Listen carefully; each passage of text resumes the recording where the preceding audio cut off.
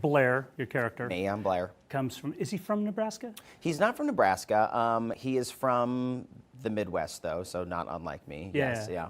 So there are some parallels there.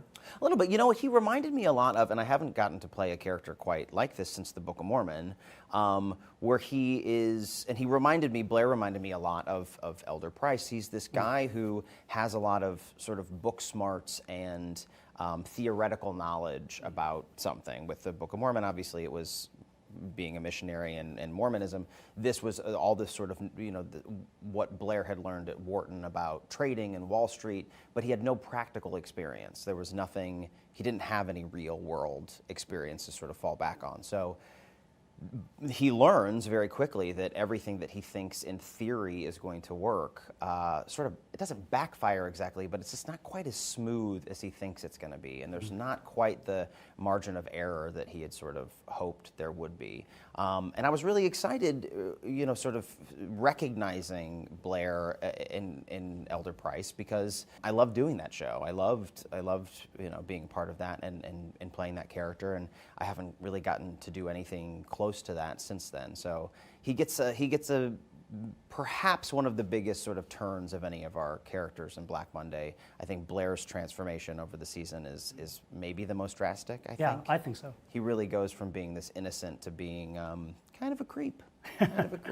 But that's a really interesting parallel you draw between Blair and Elder Price, because I've been thinking of you, especially because of because of the book that Oh, you thank wrote. you. That's nice placement. I like that. Which has to do with your early days and rise in the New York theater scene until you get to Broadway. Yeah. So I thought that there might be more of that material that you could draw from to make Blair a person, but what you say about Elder Price really makes sense. Yeah, well, I mean, and it does. I mean, that that also applies to me too. I mean, I was 19 when I moved to New York, and I think I did have I thought I had an understanding of how things were going to work, and that if I really focused and worked hard and checked certain boxes, that I would get to where I wanted to go a little faster. The reality was it took me about 7 years to get my first Broadway show, which was Hairspray, and then it would be another 6.5 years before I got the Book of Mormon. So it was, it was a steady climb, but it was a slow one. And that's always, I think a lot of times, my existence is sort of known, or my bio always starts with the Book of Mormon, but I was 32 when that happened. So there was a lot of life that happened before any of that. So that's the majority of or all of the stories that are in that book are really from my childhood up until that first night that I had in Hairspray. When I hear you say it's a slow climb, I don't know, there are probably a lot of actors out there saying, that's faster than I got.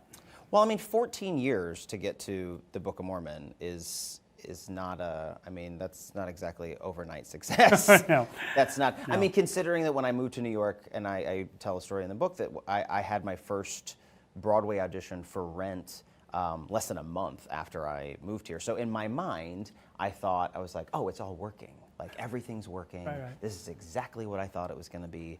And I did not get Rent, and it took me a long time to get, even close to being on Broadway.